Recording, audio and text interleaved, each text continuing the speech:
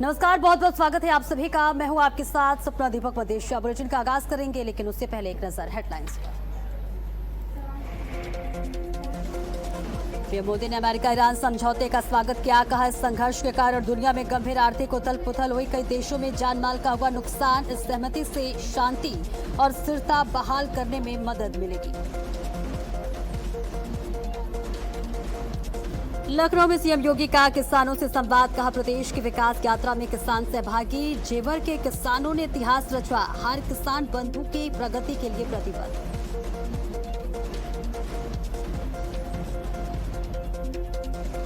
पौड़ी दौरे पर सीएम पुष्कर सिंह धामी। विज्ञान संग्रहालय का किया लोकार्पण। रामलीला मैदान में महोत्सव का हुआ आयोजन।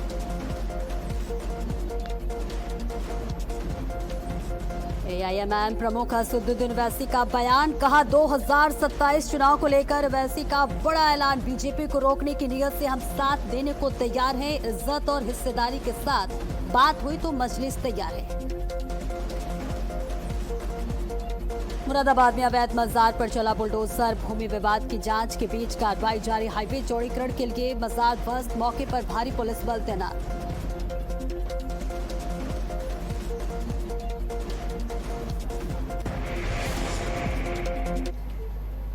और बुलेटिन का सीधा आगाज करेंगे बड़ी खबर के साथ। देश के प्रधानमंत्री नरेंद्र मोदी ने अमेरिका ईरान के फैसले का स्वागत किया है। ये बड़ी जानकारी आप तक पहुंचा रहे हैं सीधे न्यूज रूम से, जहां देश के प्रधानमंत्री नरेंद्र मोदी ने अमेरिका ईरान समझौते का स्वागत किया है।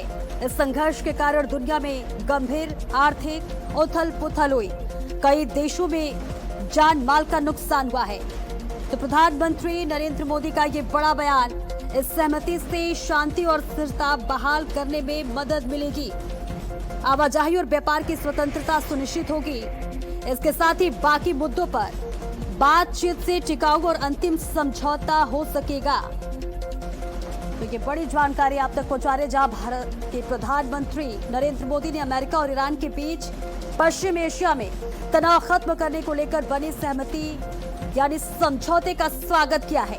उन्होंने सोशल मीडिया के माध्यम से कहा कि इस लंबे संघर्ष की वजह से दुनिया भर में गंभीर आर्थिक उथल पुथल हुई है और कई देशों में लोगों की जान तक चली गई है। इस बीच पीएम मोदी ने उम्मीद जताई है कि समझौते को लागू करने से क्षेत्र में शांति वापस आएगी। तो ये बड़ा अपडेट और बड़ी खबर, जहां इस शांति समझौते की पुष्टि होते ही उन्होंने अपने आधिकारिक सोशल मीडिया हैंडल पर अपने विचार साझा किए हैं। तो प्रधानमंत्री नरेंद्र मोदी का ये बड़ा बयान। तो प्रधानमंत्री नरेंद्र मोदी ने ये बड़ा बयान दिया है, जहां पीएम मोदी ने उम्मीद जताई है कि समझौते को लागू करने में क्षेत्र में शांति वापस आएगी। इसके साथ ही भारत सरकार को पूरी उम्मीद है कि बाकी मुद्दों पर बातचीत के जरिए एक टिकाऊ और अंतिम समझौता हो सकेगा।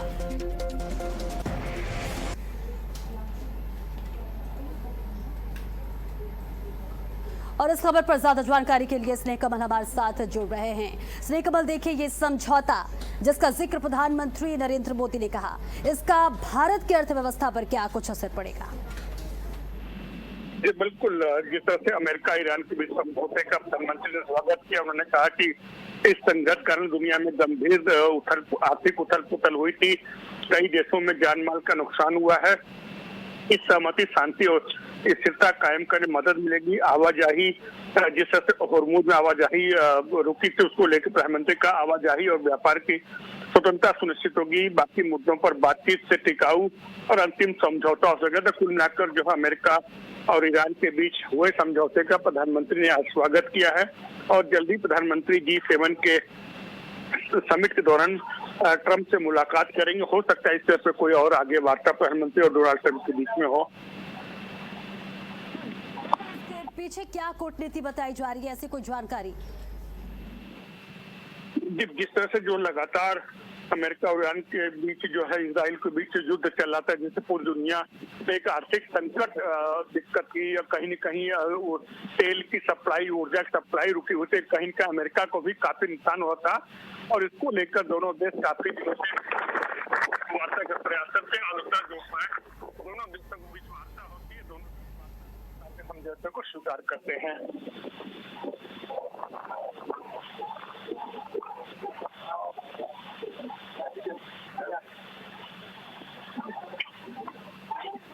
बहुत बहुत शुक्रिया स्नेह कमल आपका इस महत्वपूर्ण जानकारी के लिए। और चलिए आगे बढ़ते और अगली बड़ी खबर की ओर रुख कर लेते हैं, जहां AIMIM के प्रमुख असदुद्दीन ओवैसी ने एक बड़ा बयान दिया है। जी हां, ये बड़ी जानकारी आप तक पहुंचा रहे, जहां AIMIM के प्रमुख असदुद्दीन ओवैसी ने एक बहुत बड़ा बयान दिया है। ये बड़ी खबर, ये बड़ी जानकारी आप तक पहुंचा रहे हैं, जहां आपको बताते चले कि असदुद्दीन ओवैसी ने एक बहुत बड़ा बयान साझा किया है। जहां आपको बताते चले कि 2027 चुनाव को लेकर ओवैसी का ये बड़ा बयान सामने आया है। बीजेपी को रोकने की नीयत से हम साथ देने को तैयार हैं। जी हां, ओवैसी ने कहा कि इज्जत और हिस्सेदारी के साथ बात हुई तो मजलिस तैयार है। बुलडोजर से मुसलमानों के मकान तोड़े जा रहे हैं, मुस्लिम नौजवानों के एनकाउंटर हो रहे हैं। तो ये बड़ी जानकारी सीधे बहराइच से, जहां AIMIM प्रमुख असदुद्दीन ओवैसी का ये बड़ा बयान सामने आया है। 2027 चुनाव को लेकर ओवैसी का ये बड़ा बयान। और देखिए 2027 विधानसभा चुनाव ही भी है, इस लिहाज से ये बयान बेहद महत्वपूर्ण हो जाते हैं।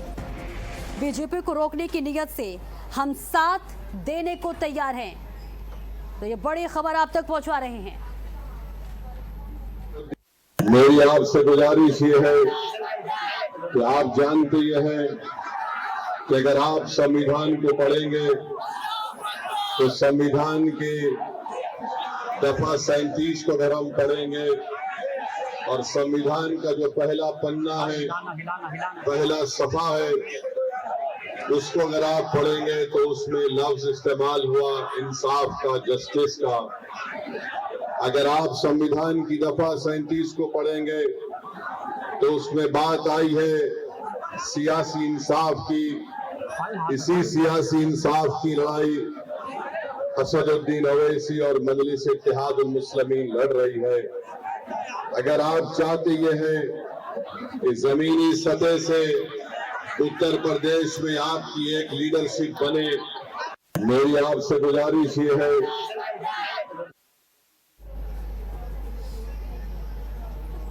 और इस खबर पर ज्यादा जानकारी के लिए संजीव सिंह हमारे साथ जुड़ रहे हैं। संजीव, देखिए असदुद्दीन ओवैसी ने 2027 विधानसभा चुनाव के मद्देनजर ये बहुत बड़ा बयान दिया है, और क्या कुछ जानकारी?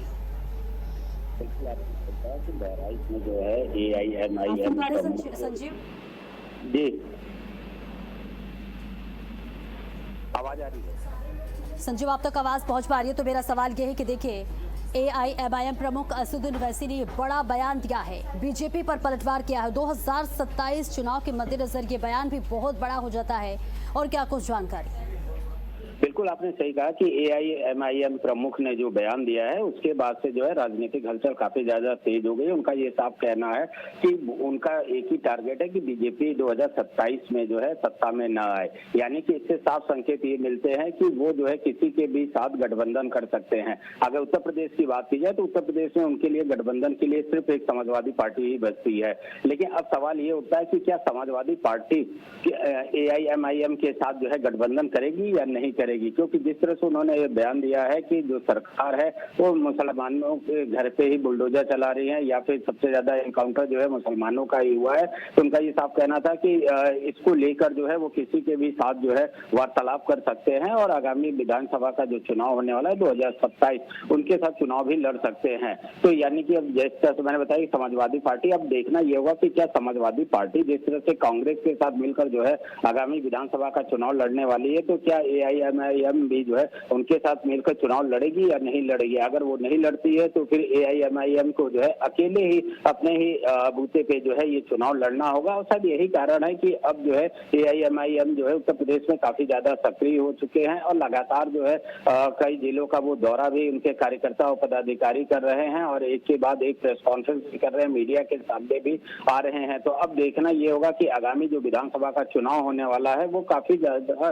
दिलचस्प होने वाला है, है, क्योंकि जिस तरह से सभी जो विपक्षी पार्टियां वो एकजुट होना शुरू हो गई हैं, यानी कि उनका जो मेन टारगेट है किसी भी तरह से भारतीय जनता पार्टी को आगामी विधानसभा चुनाव में हराना। लेकिन अगर बीजेपी की बात की जाए तो बीजेपी जो है बूथ स्तर पर जो है काफी मजबूत पार्टी बन गई है, तो ऐसे में जो है विपक्षियों के लिए भी एक बहुत बड़ी चुनौती है। जी बिल्कुल। इस बयान के बाद क्या बीजेपी की तरफ से अभी तक कोई प्रतिक्रिया सामने आई हो? देखिए, फिलहाल तो अभी भारतीय जनता पार्टी की ओर से कोई भी जो है प्रतिक्रिया भी नहीं दी गई है, लेकिन उनका ये कहना है कि सभी भले विपक्षी एकजुट होने की कोशिश कर रहे हैं, लेकिन ये एकजुट नहीं हो पाएंगे, क्योंकि अगर पिछले विधानसभा चुनाव की बात की जाए तो समाजवादी पार्टी जो है कांग्रेस के साथ गठबंधन करके चुनाव लड़ी थी, लेकिन हश्र क्या हुआ उत्तर प्रदेश में वो सबके सामने है। अगर लोकसभा चुनाव की बात की जाए तो लोकसभा चुनाव में भी जो है समाजवादी पार्टी, कांग्रेस और बसपा भी मिलकर जो है चुनाव लड़ी थी, लेकिन इसके बावजूद जो है क्या हश्र है उत्तर प्रदेश में, ये देखने को सबको पता है। तो ऐसे में भारतीय जनता पार्टी का ये साफ कहना है कि भले ही जितने भी छोटे जो दल हैं वो एकजुट हो जाए, लेकिन उनके कोई भी असर नहीं पड़ने वाला है, क्योंकि जनता उनके साथ है। विकास का उन्होंने जो काम किया है वो विकास के मुद्दे को लेकर जो है लगातार जनता के बीच जा रहे हैं। इसके अलावा कानून व्यवस्था का जो मुद्दा है, जीरो टॉलरेंस को लेकर, वो जो है जनता के बीच जा रहे हैं। जनता अपने आप को सुरक्षित महसूस कर रही है, विकास योजनाओं का उनको लाभ मिल रहा है। तो ऐसे में ये कहा जा सकता है कि भारतीय जनता पार्टी इस बात को बिल्कुल संतुष्ट है कि जो जनता है वो उनके साथ है, और यही कारण है कि लगातार जो है भारतीय जनता पार्टी के जो पदाधिकारी है, कार्यकर्ता हैं, वो जनता के संपर्क में हैं। जी बिल्कुल, बहुत बहुत शुक्रिया संजीव आपका इस महत्वपूर्ण जानकारी के लिए। कोई देखिए, सुदीन वैसी का ये बयान कई तरह से मायने रखते हैं, क्योंकि 2027 में उत्तर प्रदेश में विधानसभा चुनाव भी है, और ऐसे में बीजेपी की क्या कुछ प्रतिक्रिया सामने आती है इस बयान के बाद इंतजार होगा। और अब सीधे लिए चलते हैं आपको इस नौका किया, जहाँ पर देश के प्रधानमंत्री नरेंद्र मोदी पहुंचे हुए का विशेष आभार व्यक्त करता हूं। हम इसके जल्द से जल्द इम्प्लीमेंटेशन के लिए काम करेंगे, ताकि दोनों देशों के उद्योग, स्टार्टअप्स और ट्रेडर्स इसका अधिकतम लाभ उठा सके। फ्रेंड, टेक्नोलॉजी हमारी भावी साझेदारी का महत्वपूर्ण स्तंभ है। डिजिटल टेक्नोलॉजी पर आज किए गए एमओयू इसे डिजिटल पब्लिक इंफ्रास्ट्रक्चर में सहयोग की नई संभावनाएं बनेगी। मुझे खुशी है कि स्लोवाकिया की एक यूनिवर्सिटी में एआई के विषय पर इंडिया चेयर स्थापित की जा रही है। एआई मानवता की सेवा और प्रगति का सशक्त माध्यम बने, यही हमारी साचा सोच है। हमारा मानना है कि एआई का भविष्य केवल इनोवेशन से नहीं, बल्कि ट्रस्ट, रिस्पॉन्सिबिलिटी और ह्यूमन डिग्निटी पर आधारित होना चाहिए। हमारे बीच स्पेस के क्षेत्र में सहयोग बढ़ाने का बहुत बड़ा पोटेंशियल है। 2017 में स्लोवाकिया की पहली सैटेलाइट भारत द्वारा लॉन्च की गई थी। आज भारत में स्पेस सेक्टर अभूतपूर्व गति से नई ऊंचाइयां छू रहा है।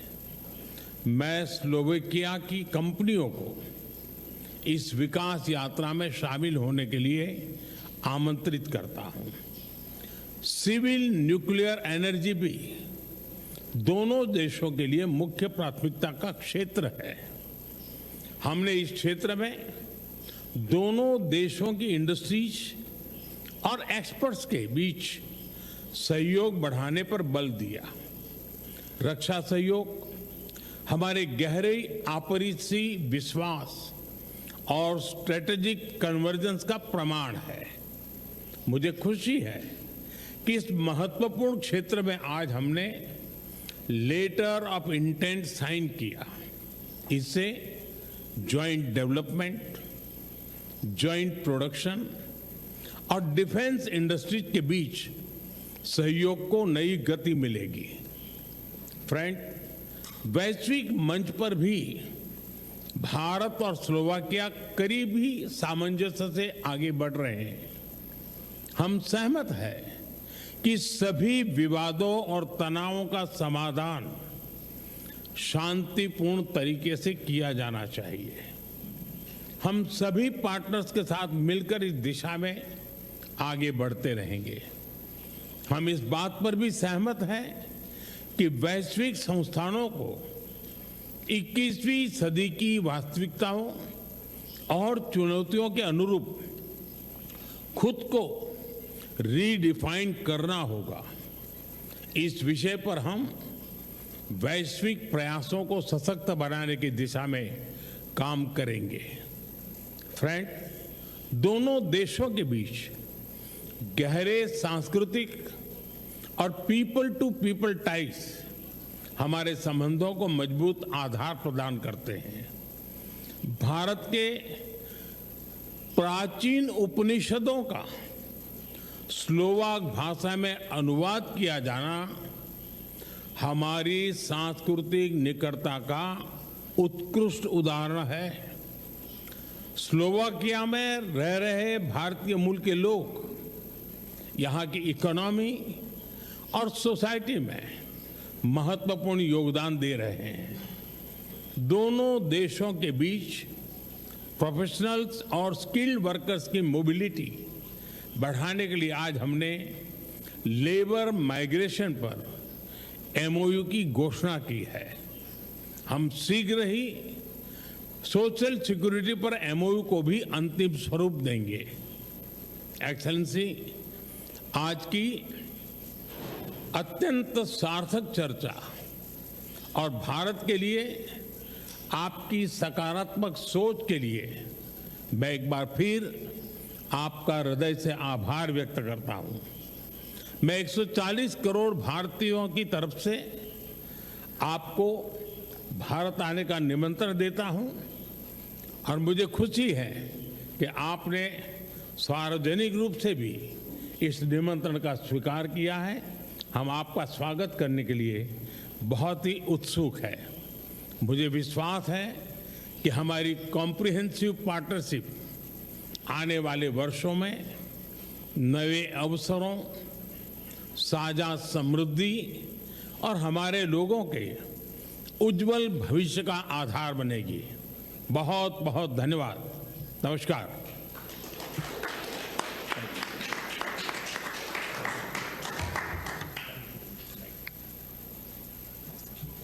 Ďakujeme pekne za vašu pozornosť.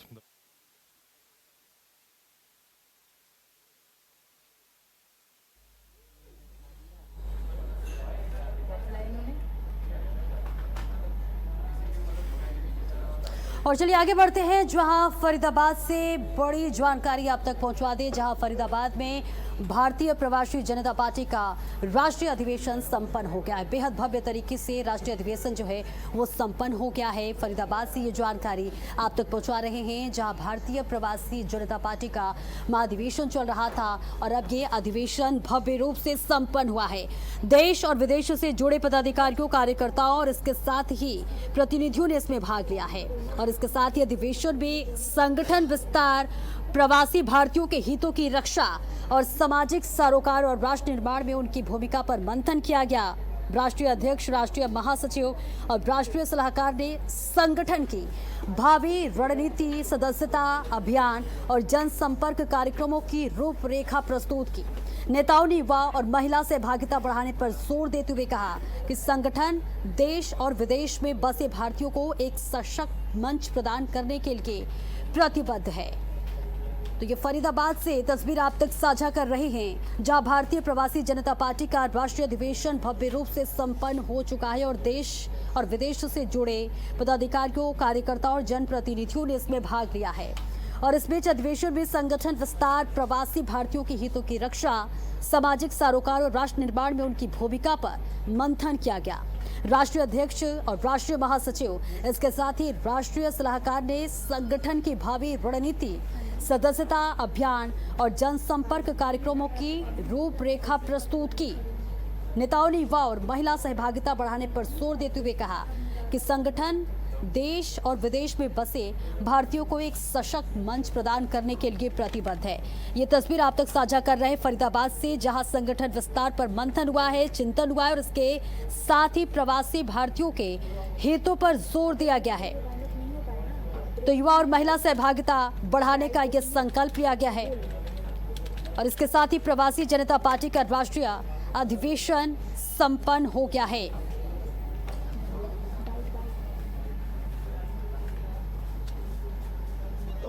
निश्चित तौर से मैं इस पर एक ही चीज कहूंगा, सरकार से एक ही चीज कहूंगा, जिसको मर्जी तोड़ना हो तुम तोड़ लो, तुम्हें अधिकार है विकास के नाम पर। विकास के नाम पर तोड़ने से कोई नहीं रोकेगा, लेकिन 55 साल से जिसने घर बनवाया, 55 साल पहले जिसने घर बनवाया और 55 साल से जो घूस लेकर के उसका काम करता रहा, बिजली का बिल, पानी, ये वो, उसकी नौकरी कब लेगी सरकार? उससे पैसा कब वसूलेगी सरकार?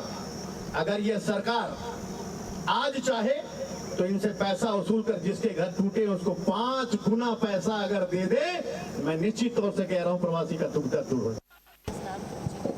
नाम का बहुत अच्छा लॉजिक है कि प्रवासी वर्ड ही अपने आप में एक ताकतवर वर्ड है।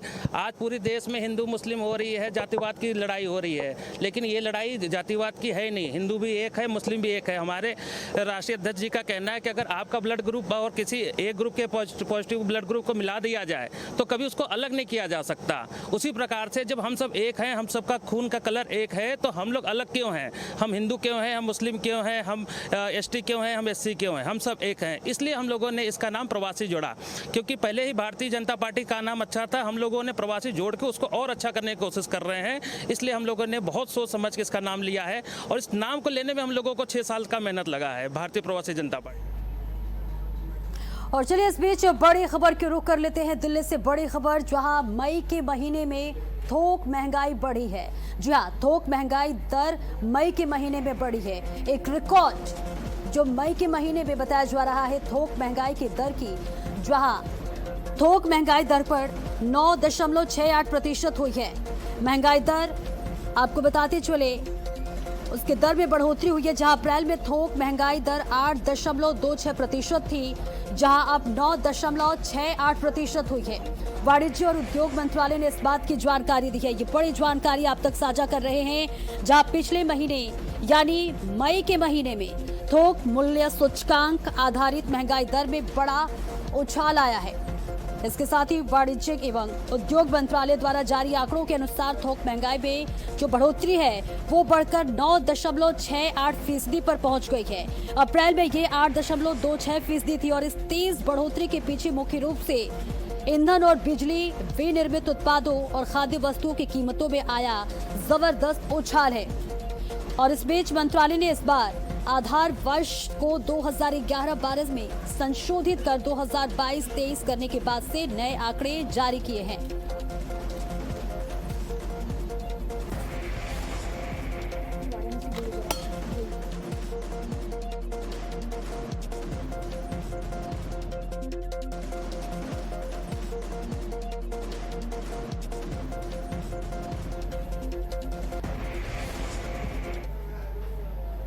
और एक और बड़ी खबर इस वक्त वाराणसी से सामने आ रही है, जो आपको बताते चले कि बुलडोजर की बड़ी कार्रवाई हुई है। जी हां, दाल मंडी में बुलडोजर की बहुत बड़ी कार्रवाई हुई है। एक बार फिर से दाल मंडी में पीला पंजा चला है, तो इस बीच बड़ी कार्रवाई हुई है। बुलडोजर की ये बहुत बड़ी कार्रवाई मानी जा रही है दाल मंडी में। तो ये बड़ी जानकारी आपको वाराणसी से दे रहे हैं, जहां सुबह 6 बजे से ही बुलडोजर की कार्रवाई लगातार जारी है। 6 मकानों पर वीडियो का बुलडोजर चला है राष्ट्रीय। इस बीच आपको बताते चले कि रजिस्ट्री हो चुके भवनों का ध्वस्तीकरण जारी है। इलाहाबाद कोर्ट ने कुछ महीनों को इस बीच मकानों को स्टे दिया था और जर्जर भवन घोषित मकानों को ये स्टे दिया है। नगर निगम ने 3 भवनों को जर्जर घोषित किया।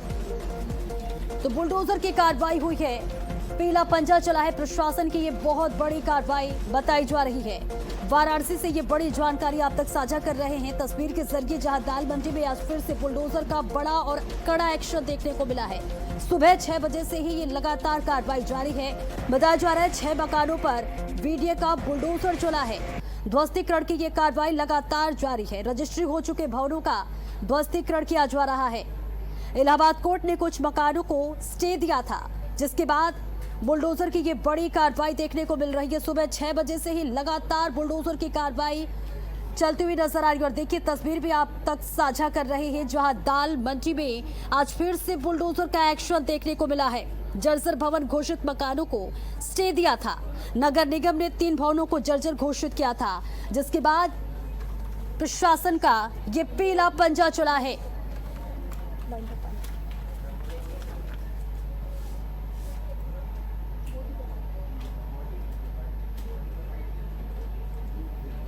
और फिलहाल बुलेटिन में इतना ही। देश और दुनिया की तमाम बड़ी खबरों को देखने के लिए देखते रहे भारत अपडेट। नमस्कार।